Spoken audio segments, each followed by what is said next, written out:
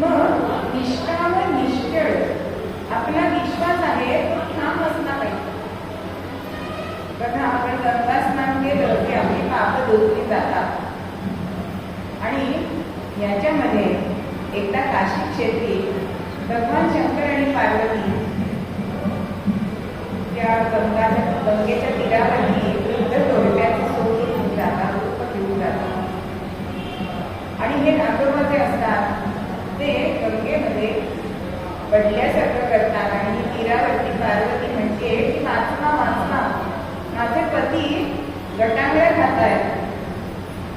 पण सगळेजण त्यांना वाचवत जातात. एवढ्यामध्ये पार्वती रूपात तिथे आजीबाई म्हणतात की जे पापी नसतील ना तेच वाचवू शकतील.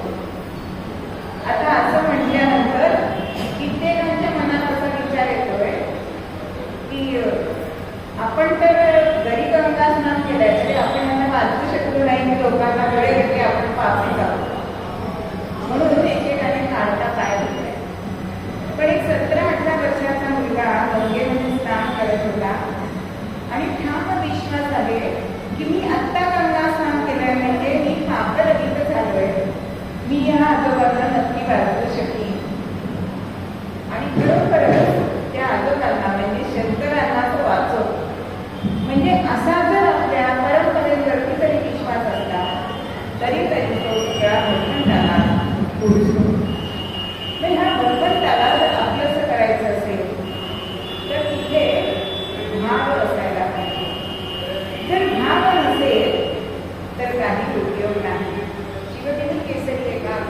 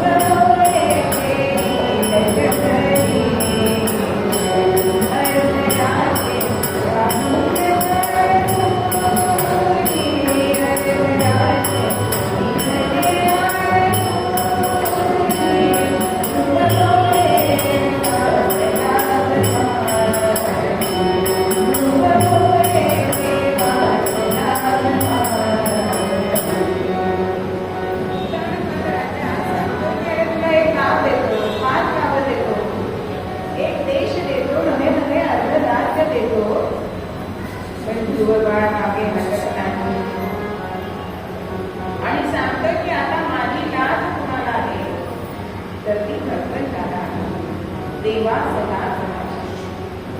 मग अशी निष्ठा या ध्रुव बाळांनी भगवंतावर ठेवली आणि आजही आपल्याला ध्रुवाचा तारा उत्तरेकडे दिसतो की जो गणपतांना विमानांना दिशा लागतो. सगळे जरी तारांना फिरत असलं तरी ध्रुव बाळाची जागा ही आढळ आहे त्याच्या निष्ठेसाठी. मग असा विश्वास अशी निष्ठा आपण भगवंतावर ठेवायला पाहिजे. नीतू मांडके डॉक्टर त्यांच्या जीवनातला एक प्रसंग आहे की त्यांना दिल्लीला जायचं असतं, मोठा प्रबंध वाचायचा असतो आणि म्हणून प्लेनचं विमानाचं तिकीट काढलेलं होतं.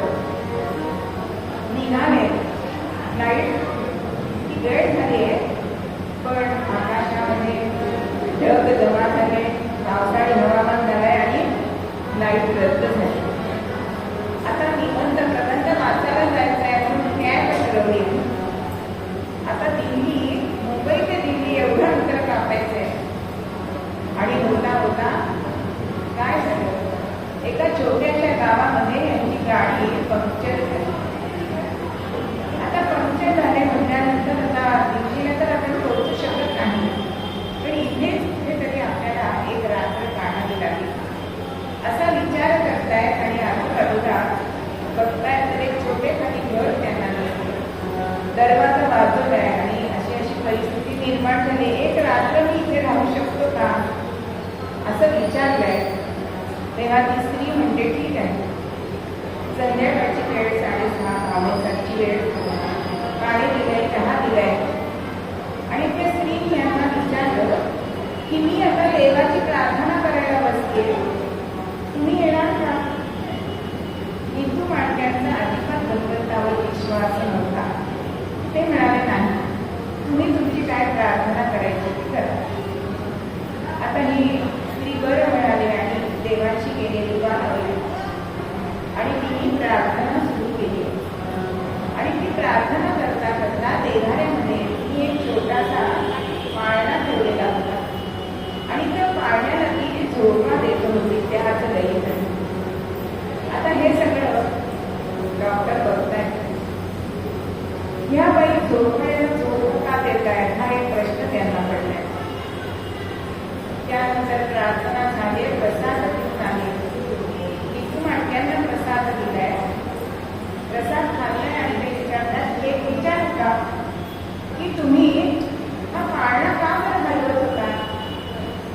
तेव्हा ती म्हणते की काय सांगू, माझा 2 वर्षाचा बाळ आहे पण त्याच्या हृदयाला धोका आहे आणि ते ऑपरेशन करण्याची ताकद माझी नाही, माझ्याकडे एवढी सुबत्ता नाही.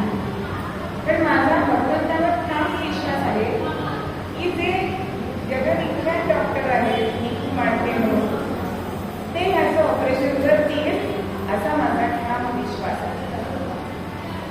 आता हे सगळं ऐकलंय डॉक्टरांनी आणि सकाळपासून त्या घटनांचा विचार करायला सुरुवात केली की आपण वेळेवर निघालो, विमान वेळेवर आलं, पण वादळग्रस्त अशी हवामान झाल्यामुळे विमान रद्द झाले. कॅब केली पण पंक्चर झाल्याने आपण ह्या बाईंच्या घरात आलो. हे का बरं झालं असेल? हा नक्कीच योगायोग नाही. हे करणारा सूत्रधार कोणीतरी आहे आणि मग त्यांनी स्वतःची ओळख त्या बाईंना सांगितली की तुम्ही त्या डॉक्टरांवर विश्वास ठेवलाय ते माझ्या मुलाचं ऑपरेशन करतील, तोच मी नीतू मांडके. आणि त्या मुलाला आणि त्या बाईंना घेऊन मुंबईत आले आणि एकही पैसा न घेता डॉक्टरांनी ऑपरेशन केलं. पण येताना नुसते आले नाही, मनामध्ये भगवंताबद्दलचा विश्वास त्यांच्या वाढलाय. अशा घटना आपल्या जीवनात सुद्धा घडत असतात. म्हणून भगवंतावर आपण विश्वास ठेवला पाहिजे की निष्काम निश्चळ विठ्ठल विश्वास पाहू नये वास आणता. आपण कधी जो विश्वास ठेवतो आपल्या जीवनात ठेवतो, नातेवाईकांवर ठेवतो, पण काही कारणांनी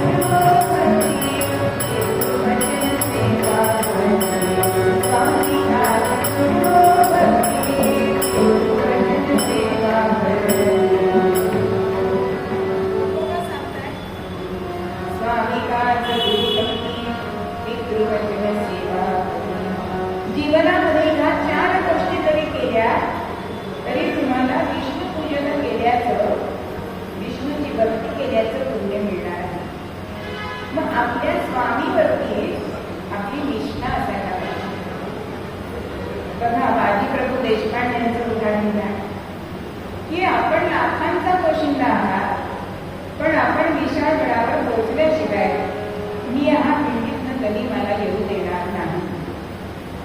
तीच गोष्ट मुरारबाजीच्या बाबतीमध्ये झालेली आहे की दोन्ही म्हणजे मस्तक आपलं केलंय, पण दोन्ही हाताने मुरारबाजी लढतोय. मुरारबाजी अमरतामना मुरारबाजी अमरताम करके गेला धडधडते मुरारबाजी अमरतामना करके गेला धडधडते अपूर्ण नाही इतिहासाची नाही त्याला तोडते अपूर्ण नाही इतिहासाची नाही त्याला तोडते नाही त्याला तोडते.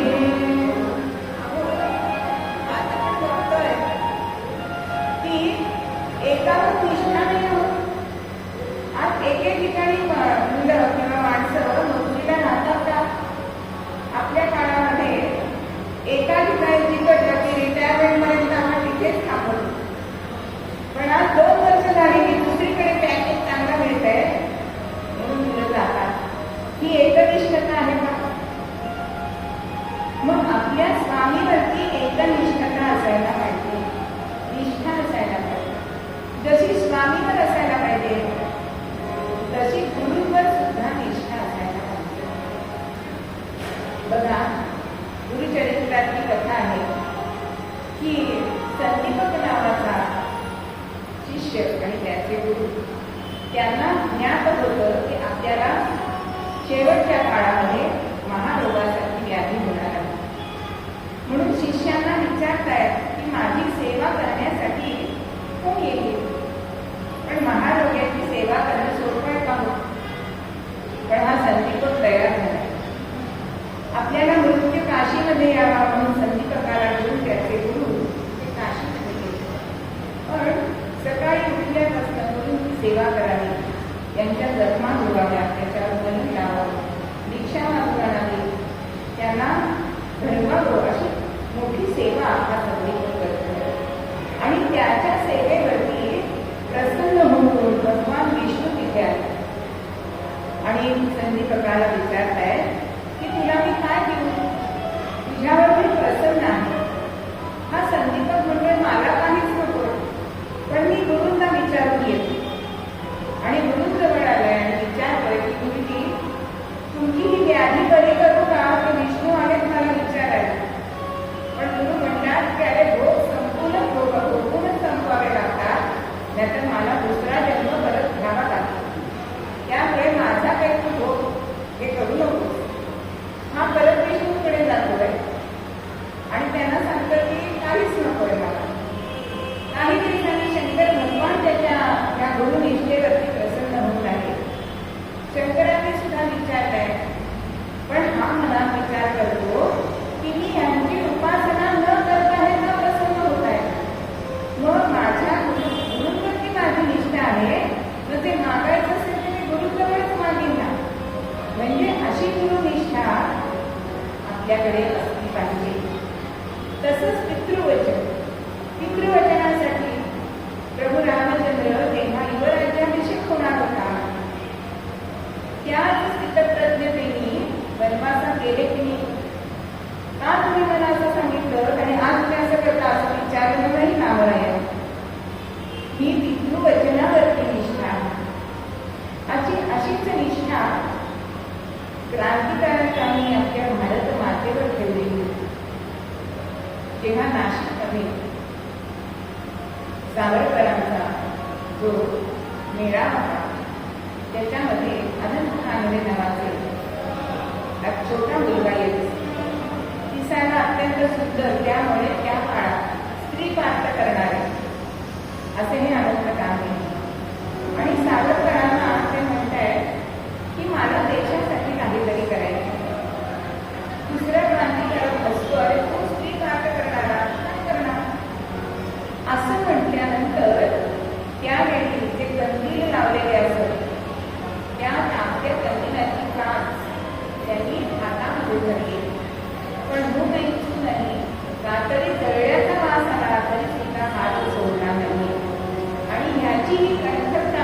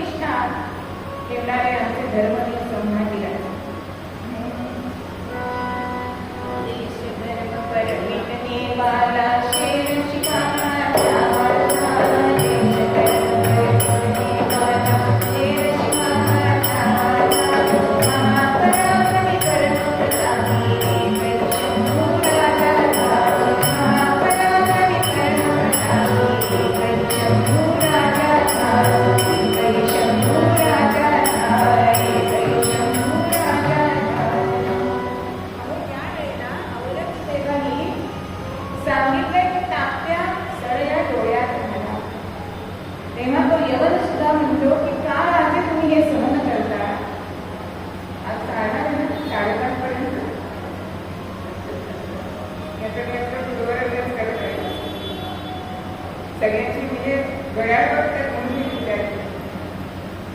आणि राजांना विचारताय की आता धर्मांतर करतो असं सांगा आणि तुम्ही निघून जा.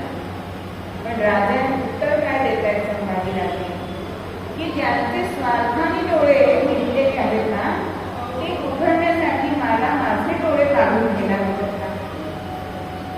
असं आज जरी संभाजीराजांचे औरंगजेबाने केले तरी धर्मावर निष्ठा असणारे संभूराजे असं म्हटलं जातं की धर्मासाठी जगावं कसं ते छत्रपती शिवराय यांनी आपल्याला दाखवून दिलंय आणि धर्मासाठी मरावं कसं हे शंभूराजांनी आपल्याला दाखवलं. जसं धर्मावर निष्ठा असावी तशी आपल्या कामावर सुद्धा निष्ठा असावी. आज कामावर किती निष्ठा आहे. आपण व्हिडिओ बघत असतो सगळेजण मोबाईलवरती. कित्येक लोक जे शासकीयमध्ये आहेत हल्ली पैसे भरल्याशिवाय पुढे जातच नाही. ही निष्ठा आहे आपल्या कामावरती. परवा असं झालं की एक मनुष्य त्या व्हिडिओमध्ये दाखवलंय मुख्य चित्रपटासाठी 2-3 मिनिटाची रील आहे पण इतकं मनाला भेटी म्हणून सांगते की तो मनुष्य घरी प्रत्येक फाईलीच्या मध्ये 1000 रुपये ठेवतो. पैसे काढून खिशात घालतोय आणि फाईलवर सही करतो. अशा 8-10 फाईल झाल्या. एका फाईलमध्ये पैसे नाही, फाईल देवकावून गेली. आता जवळच खेळत असलेली मुलगी एक 5-6 वर्षाची असेल, पहिली वगैरे. आता ती आपलं बघते पुस्तक घेऊन आली पण आज पालकांचं लक्ष नाही आपल्या मुलांकडे आणि 4 विषयांच्या खाली लाल रेल्वे ती बापाने बघितले आणि ते प्रगती पुस्तक भिंकावून दिलंय. या मुलीला वाईट वाटलंय पण ती आतापर्यंत जे बघत होती ना म्हणून आपल्या पिकी बँकमधनं तिने 5 रुपये काढले त्या पुस्तकात ठेवले आणि ते पुस्तक वडिलांकडे ठेवले. ही वेळ आज मुलांवर येते आणि हे जेव्हा बघितलं बापाने तेव्हा खिशातले पैसे काढून टाकले. आपल्या कामावरती सुद्धा ही निष्ठा असायला पाहिजे. अशी निष्ठा भगवंतावर ठेवायची. कोणी ठेवली तर आमच्या पांचालीने द्रौपदीने ठेवली की नाही. घर सभेमध्ये वस्त्रहरणाचा प्रसंग तिच्यावर आला पण ज्या वेळेला ती भगवंताला विचारते तू आधीच का नाही आलास तेव्हा तो म्हणतोय की तुला आधी पतींवर तुझ्या विश्वास होता ना, तू पतींकडे गेलीस पण त्यांनी माना खाली घातले. मग तू भीष्माचार्यांकडे गेलीस त्यांनीही मान खाली घातली. द्रोणाचार्य, कृष्णाचार्य, धृतराष्ट्र सगळ्यांकडे गेलीस आणि नंतर तुम्हाला हात मारला. सभेत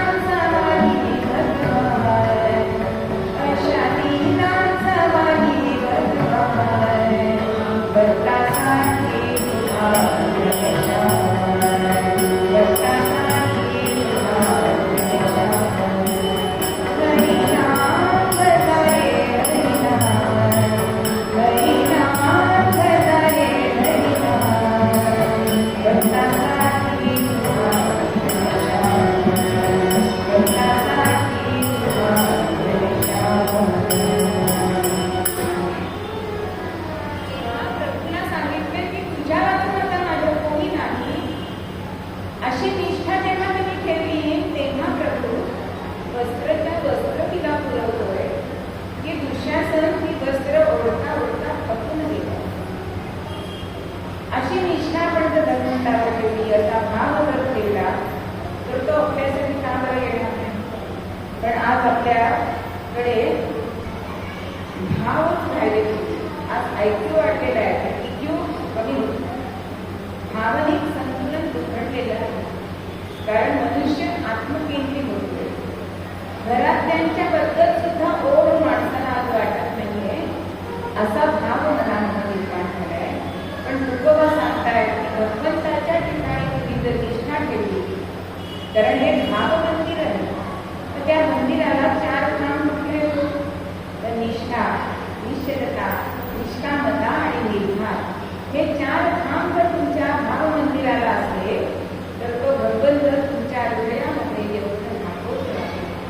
आणि हा भाव महत्वाचा आहे. अहो, आपण एखाद्याकडे गेलो तर त्यांना आवडलं की नाही हे आपल्याला कळतं की नाही त्यांच्या कृतीवरून. पण एका मुलीने गरीब मुलाशी लग्न केलं, हुशार होता, पण ते आईला आवडलेलं नव्हतं. पण आता मुलीसाठी मान्य केलंय, होता दिवाळ सण आलाय आणि दिवाळ सणाला प्रत्येक गोष्ट ती कशी देते जावयाला, सोन्याची साखळी दिली आहे, पण तुम्हाला मिळणार नाही ना म्हणून देते. मी देताना भाव जर असेल तर जावयाला ते आवडेल का? म्हणजे आपल्यासारख्या सामान्य माणसाला सुद्धा समोर त्याच्या मनातला भाव पडतो, तर आपल्या मनातला भाव भगवंताला मिळणार नाही. म्हणून तिथे माईकपणा, खोटेपणा असता कामा नाही. जर निष्ठावंत भाव तुम्ही भगवंतावर ठेवला तर तुका म्हणे ऐसा नाही.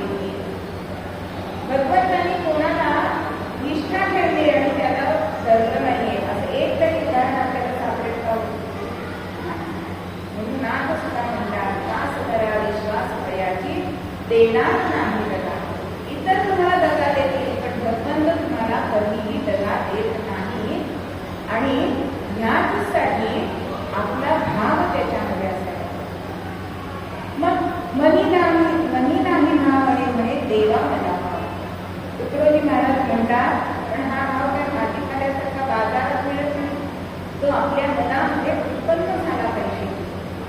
जसं एका सुभाषितामध्ये म्हणताय, नकाशे विद्यते देवो नकाशाने निर्मये, भावे भावे विद्यते देवो तस्मात् भावो विकारम्. भगवान गोपाल कृष्ण महाराज की जय. अहो, पाषाणात देवायचा, लाकडामध्ये देवायचा, तो आपल्या भावात.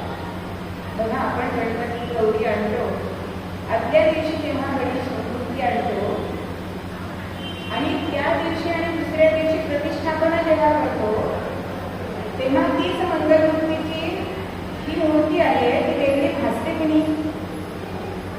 कारण तिथे आपला भाव असतो की गणेश आपल्या घरामध्ये आलेला, आणि म्हणून आपल्याला विसर्जनाच्या वेळी वाईट वाटतं, कारण तिथे भाव हाच कारण. मग असा भाव आपण भगवंतावर केला आणि तो निष्ठावंत असला तर हे भक्तांचा स्वधर्म आहे. आणि तो स्वधर्म त्याने निर्धाराने पाळायला पाहिजे. हेच मूळ पद्यामध्ये आपल्याला सांगतात. निष्ठावंत भक्तांचा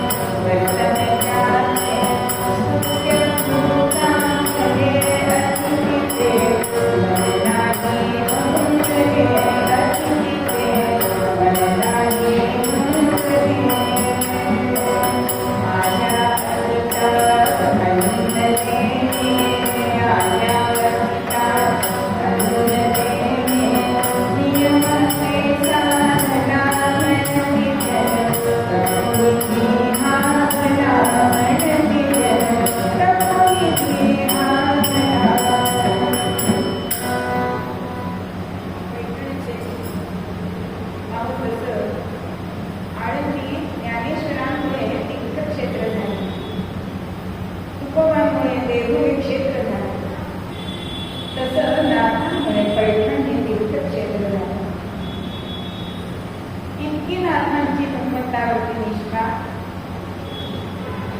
आपल्या गुरुवर निष्ठा.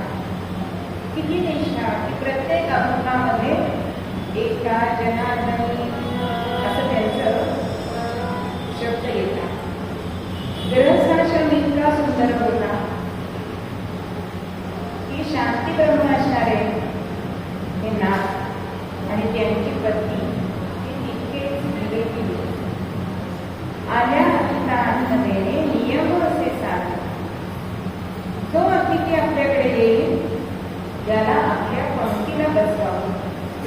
नाथांकडे असं सांगितलं जातं की दररोज पुरणपोळीचा नैवेद्य असेल आणि गिरजाबाई स्वतः सगळं स्वयंपाक करत असते. आता आलेल्या प्रत्येकानं देवाला बसवायचं, एवढ्या सगळ्यांचा स्वयंपाक करायचा, पाणी किती लागणार हो. पण आपल्या पत्नीला त्रास नको म्हणून नाथ महाराज स्वतः गंगेवरनं पाणी आणून करत असतो. जर आपण पैठणला गेलो तर नाथांचं घर जरा असं चढावावर आहे आणि त्या रांजणामध्ये पाणी मिळालं. एक दिवशी, कारण नाथांचा स्वभाव असा होता, ज्यांनी पाहुणी देव सेवा अशा सेवकाला करी भक्त गुरुमा असे जाणवी. अहो तो जनामध्ये देते भेटे भूत, देते मानी भगवंत, असा स्वभाव नाथांचा असल्यामुळे प्रत्यक्ष कृष्णदेवराय नाथांकडे येत आहे. सकाळची वेळ होती. पूजा पाणी आटोपून पडवीमध्ये नाथ लिखाणाचं साहित्य घेऊन अमृतानुभवचं लिखाण करत होते. मान खाली होती लिखाण असल्यामुळे आणि त्यामध्ये तुळशीचा घमघमाट आलाय, कोणाचा तरी पायरं ऐकायला आलाय आणि नाथांनी सहज मान उंच करून बघितले तर एक 17-18 वर्षाचा तरुण दुगोटी गंध लावलेला आहे, गुरुतर पद्धतीचा फेटा बांधलेला आहे, गळ्यामध्ये तुळशीची माळ, अंगामध्ये बंडी घातली आहे, गुडघ्यापर्यंत धोतर नेसलेला आहे आणि प्रसन्न वदनाने नाथांसमोर हात जोडून उभा. आणि कोण तुम्ही अशी चौकशी केल्यानंतर तो म्हणतोय की आपल्याकडे काही काम मिळेल या आशेने यावं, तर आपण मला नाराज करू नका. नाथ म्हणतात, अहो उद्धव आहे, आम्हाला आता खरंच आवश्यकता नाहीये. नाही. तेव्हा प्रत्यक्ष हा चक्रपाणी म्हणतोय, या हृदय पाणी जोडोनी, या हृदय पाणी नाथांनी चक्रपाणी सेवा करणे हे तुझोनी आलो या ठाणी. सेवा करणे हे तुझोनी आलो या ठाणी. हा तरुण नाथांना म्हणतोय की अहो मला तुमची सेवा करायची, जे काही काम असेल ते तुम्ही मला सांगा. आता कोणाचं मन न दुखवणारे होणार, त्याला म्हणताय की बरं ठीक आहे, ठेवतो तुला कामाला, पण पगार काय मिळणार. आज आपण असं विचारू शकत नाही, कारण आज आपल्याला गरज जास्त आहे त्यांच्यापेक्षा. आता या कामाला घरात येतात तेव्हा आधी काय करतात, वायफाय आहे का, वॉशिंग मशीन आहे का. वॉशिंग मशीन असून सुद्धा आपल्याला आधी घरी धुणं पाणी लावायला लागते. हा फरक आहे. मग नाथ म्हणताय तू एकंदरी काय मिळणार. आणि हा म्हणतोय नको वेतन देणगी मला कावळानी, नको वेतन देणगी मला कावळानी.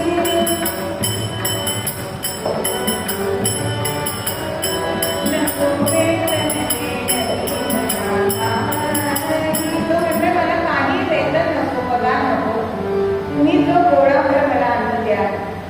तुमचं जुनं पानं मला दिलं तरी चालेल, पण मला तुम्ही कामाला ठेवा. आणि काय काय काम करू. तेव्हा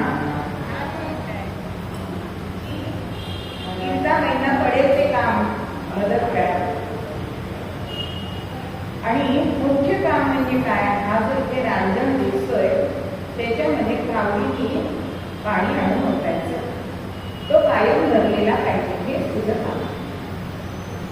आता अत्यंत आनंद झाला. आणि दुसऱ्या दिवशीपासून हा श्रीखंड आहे, त्याचं नाव श्रीखंड आहे. मी या नावाचं विश्लेषण करायला गेलं तर श्री म्हणजे लक्ष्मी आणि खंड म्हणजे हा तिच्या हृदयाचा तो खंड आहे, असा तो श्रीखंड. आणि सकाळी लवकर उठलाय, सडा सारवण सगळं केलंय, सुंदरशी नाजूकशी अशी रांगोळी घातली, देवपूजेसाठी फुलं आणली आहे, हार करतोय, आपल्या पूजेसाठी मंडळ काढून ठेवलंय आणि गिरजाबाईला काय हवी ती मदत करतोय, पाणी आणण्याचं काम करतोय. श्री एकनाथ सदनी माधवजी सर्व कामनी गणितो चंदन काळिता चंदन काळिता गंगेचे पाणी कावडी धरितो.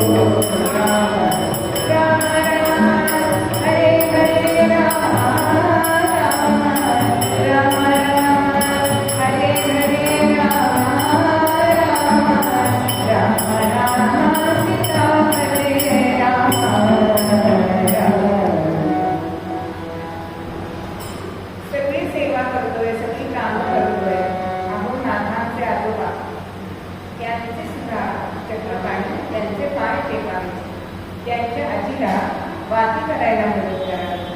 अहो नाथांची मुलगी गोदावरी, तिच्याशी भगवंत आतुरते सुद्धा कळेल, पण कसं हो, चेहऱ्यावर कायम नसते. कितीही काम पडलं तरी चेहरा कधी दुर्गुण नसायचा. बरं दुपारी 4-4:30 वाड्यावरती कथा कीर्तन असायची, मग त्याच्या बैठका घालून ठेवा, आरतीची तयारी करा, नैवेद्याची तयारी करा. ही सगळी कामं श्रीखंड्या मनापासून करतो.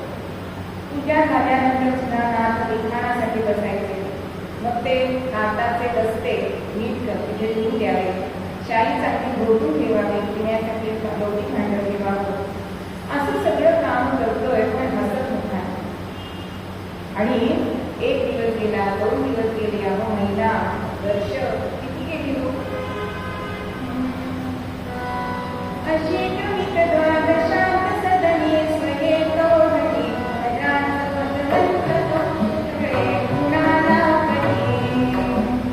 नसेची प्रियकामिनी सुतनिजासी भक्तिनी बंधुनी करिता करी तवरी घरी रामुनी. अहो अशी बघता बघता 12 वर्ष गेली, पण हा प्रत्यक्ष भगवंत आहे हे कोणालाही कळले नाही, नाथांना सुद्धा समजलं नाही. नसेची प्रियकामिनी सुतनिजासी भक्तिनी. आपण अनेक पूर्वरंगामध्ये बघितलंय तसं हा भगवंत बघा पादसंवाहन करणारी लक्ष्मी पायाशी आहे, पण आपल्या भक्ताची कावड खांदी अशी आहे की नाही, म्हणजे हृदयापासून कावड जवळ आहे. आपल्या भक्ताची चाकरी करण्यासाठी भगवंत काहीही करू शकतो. आणि इकडे द्वारकेमध्ये एक मोहनदास नावाचा ब्राह्मण भगवंताची आराधना तपश्चर्या करत होता. त्या तपश्चर्येनं सुद्धा 12 वर्ष झाली.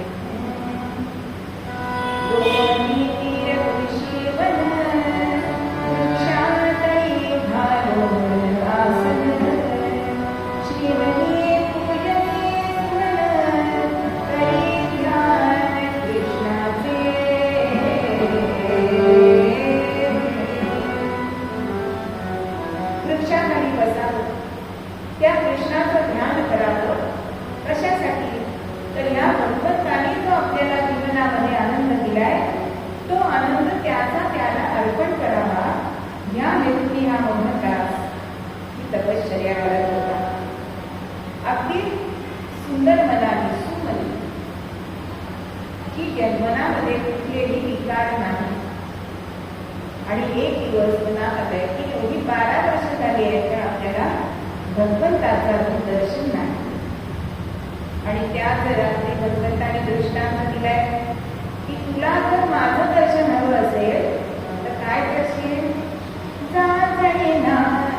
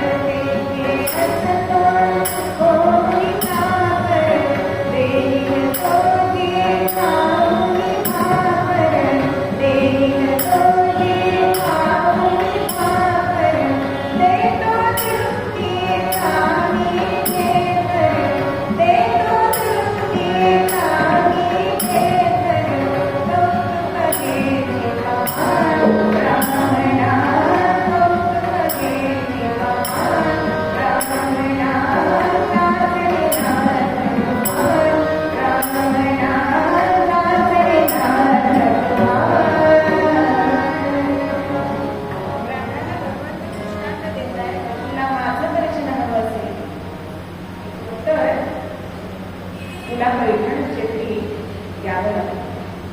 तिथे मी माझ्या भक्ताचा दास बघून धन्यवाद आहे. तो ती मला शिळी भाकर देईल, काय देईल ती खाऊन ती तृप्तीचा हेकर देतो. आणि आता दृष्टांताप्रमाणे आपण वागायचं हे मोहनदासांनी ठरवलंय. आता कुठे द्वारका आणि कुठे पैठण वाहतुकीची साधनं नव्हती करत त्यावेळेला.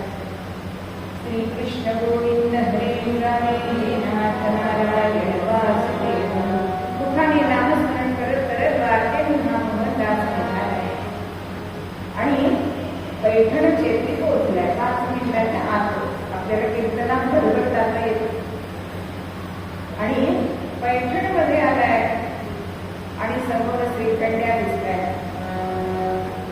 आता आपल्याला सुद्धा बघा, एखादी व्यक्ती अशी वाटते की ही आपलं काम करेल, तसे ह्या मोहनदासाला वाटतं की हा आपलं काम करणार, म्हणून त्यांच्याजवळ जातोय. करोमी नमस्कार क्या ते विचारी, अहो नाव सांगा तुम्ही ब्रह्मचारी. इथे राहते संत जे एकनाथ, मला दाखवी ते प्रभू किनोदर. भगवान भगवान श्रीखंड्यापुढे हात जोडून हा मोहनदास उभा राहिला आणि म्हणतोय की इथे एकनाथ कोणी राहतात का? ते मला भगवंताचं दर्शन करून देणार. आता श्रीखंड्या म्हणतोय तो मीच आहे, पण कसं सांगणार? आणि उडवाउडवीची उत्तरं देतोय, पण हा मोहनदास ते त्याचा विचार करत नाही. आणि शेवटी कावड भरलेली खांद्यावर घेतोय भगवंत आणि या माझ्या मागून असं सांगतोय. आता कावड भरलेली खांद्यावर घेतली आणि जगजग पावलं टाकली. हा श्रीखंड्या निघाला. आता पुढे श्रीखंड्या, मागे मोहनदास आणि आम्ही वळणावरती गेलाय आणि श्रीखंड्या मुक्त झालाय. कुठे या मोहनदासाला तो दिसेना. मग याला विचार त्याला विचार करत करत दुपारच्या वेळी नाथांच्या घरी मोहनदासाची स्वारी येते. आता तिथे गेल्याय, कोण कुठली चौकशी केली, त्याला काढून पाणी दिलंय आणि दृष्टांताचा सगळा वृत्तांत या मोहनदासाने नाथांना सांगितलं की तुमच्याकडे जो सेवक आहे तो प्रत्यक्ष प्रभू भगवंत आहे असा मला दृष्टांत झाला. आता मात्र नाथांना अत्यंत वाईट वाटलंय. ऐकून तिच्याचे वचन विषण्ण झाले नाथांचे मन. शोधाया लागले श्रीखंड्या ब्राह्मण, परितो कोठेही दिसेना.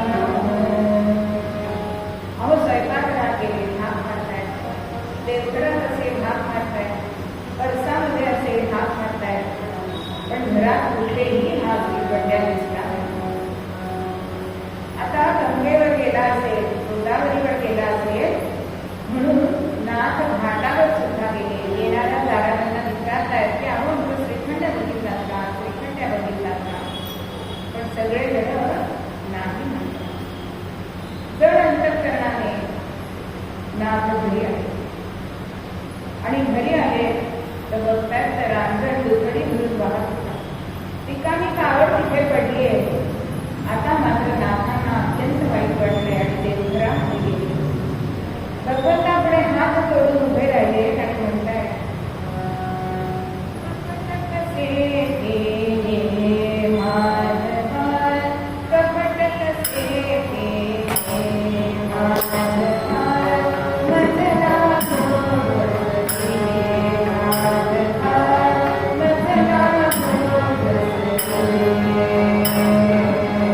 माझ्या घरचा गोविंदास, माझ्या घरचा गोविंदास, गेले नीच दशा कामास, गेले नीच दशा कामास. निधना तुझला मी बहुत्रास, निधना तुझला मी बहुत्रास. जगजीवना कष्ट माधवा, कपट कसे माधवा, मजला गोवरती माधवा, कपट कसे.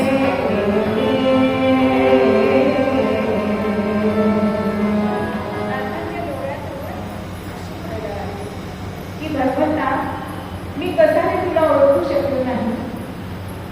मला लहानपणी तत्वदर्शन झालं त्याचा अहंकार झाला नसेल म्हणून तुला मी ओळखू शकलो नाही. माझ्या घरी एवढे वर्ष राहून मी नीच काम केली. वास्तविक माझा तुला हृदय सिंहासनावर बसवावं, तुझं पूजन करावं, पण मी तुला मात्र काम सांगितलं. असं कसं मला फसवलंस? पण ज्या ब्राह्मणाला तू दृष्टांत देऊन इथे बोलवलंयस त्याच्यासाठी तरी तू प्रकट होशील की नाही?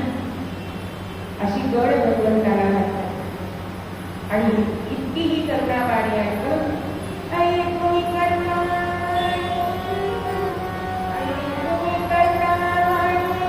देवघरा तुम्ही प्रकट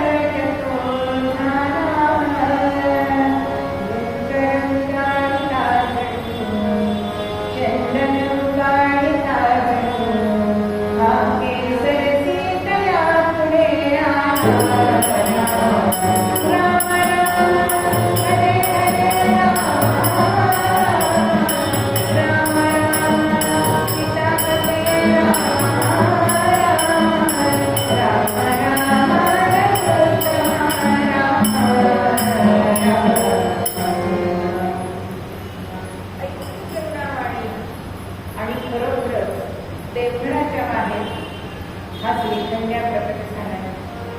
मोहनदासांनी आणि नाथांनी त्याचं दर्शन घेतलेलं. मोहनदासांनी आपल्या जीवनातला आनंद हा भगवंताच्या चरणी वाहिला. आता नाथांना भगवंत म्हणतात की आता आम्हाला इथे राहणं नाही. पण नाथांना आठवण झाली होती ज्यावेळी भगवंतांनी सांगितलं की मी पगार घेणार नाही, तेव्हा नाथांनी भगवंताला कबूल केलं होतं की मी तुझं लग्न लावून देईन. ती आठवण नाथांना झाली आहे आणि म्हणताय की तुझं भगवंत लग्न लावून द्यायचं होतं. तेव्हा भगवंत म्हणताय की रुक्मिणी स्वयंवर नावाचा ग्रंथ लिही म्हणजे माझं विवाह लावल्याचं पुण्य तुला मिळेल. आता मी सूक्ष्म रूपाने तुझ्या गोरूच्या टोकावर राहणार आहे असं नाथांना सांगितलंय. आणि नाथांनी हा रुक्मिणी स्वयंवर हा ग्रंथ लिहिला आणि आजही त्याची प्रचिती अशी येते की ज्यांना त्यांचं विवाह ठरत नाही त्यांनी जर तो ग्रंथ वाचला तर विवाह ठरतात. असं ह्या रुक्मिणी स्वयंवराचं प्रचिती आपल्याला आजही येते. प्रत्यक्ष नाथांच्या माड्यात माझं जेव्हा कीर्तन झालं त्यावेळी तिथे एक खांब आहे आणि त्या खांबाला सगळेजण नमस्कार करत होते, दंडवत लावत होते.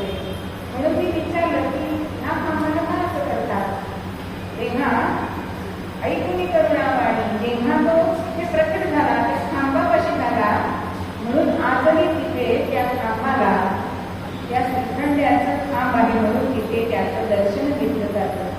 त्याला कोणीही टेकून बसत नाही. नाथांचा वाडा कळसोकी वाडा मोठा छान आहे आणि असं प्रत्यक्ष भगवंत हा नाथांसाठी आला, त्या मोहनदासासाठी आला. पण का आला? तर नाथांची निष्ठा त्याच्यावरती होती, त्या मोहनदासाची निष्ठा त्याच्यावरती होती आणि म्हणूनच 12 वर्ष भगवंतांनी नाथांकडे पाणी भरण्याचं काम केलं त्या निष्ठेपोटी. मग अशी निष्ठा जर आपण पण केली तर आपल्यासाठी का बरं भगवंत येणार नाही? आणि हेच आपल्याला त्यामध्ये उपयोगाला